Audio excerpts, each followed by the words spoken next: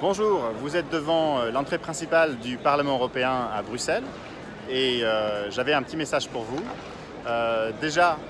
C'est une institution qui est absolument unique au monde puisque vous avez à côté de vous le seul Parlement qui est élu démocratiquement, directement par ses citoyens, ce qui n'existe pas à l'ASEAN, à l'ALENA, au Mercosur, dans toutes les autres organisations internationales.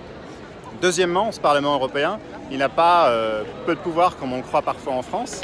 C'est un Parlement qui adopte environ 400 lois par mandat. C'est des lois qui touchent à notre quotidien, qui vont réguler la finance pour plafonner les bonus des traders en salle de marché. Ce sont des lois qui vont obliger par exemple Netflix, le géant américain, à investir dans notre culture, dans notre diversité culturelle européenne.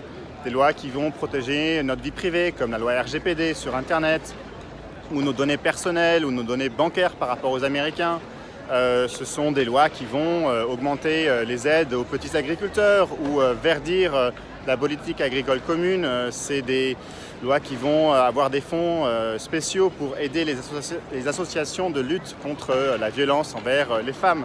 Ce sont des lois qui vont directement aider les réfugiés à construire des écoles en Turquie par exemple, pour que les réfugiés syriens aient un avenir en Turquie.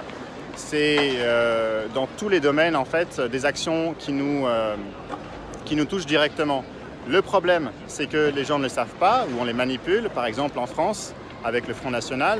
Et le paradoxe, c'est que non seulement on a un taux de participation qui est extrêmement faible, avec 42% seulement des citoyens en France qui vont voter aux élections européennes tous les 5 ans, mais en plus, ceux qu'on envoie sont d'abord le Front National, donc des gens qui sont absents, incompétents, voire corrompus, et qui sont censés représenter la vision qu'on a de l'Europe et des défis qu'on a, écologiques, humains, pour l'avenir de notre continent.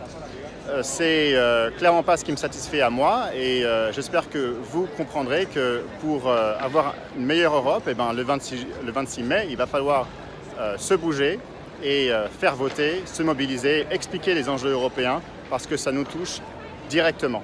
Merci, bonne semaine.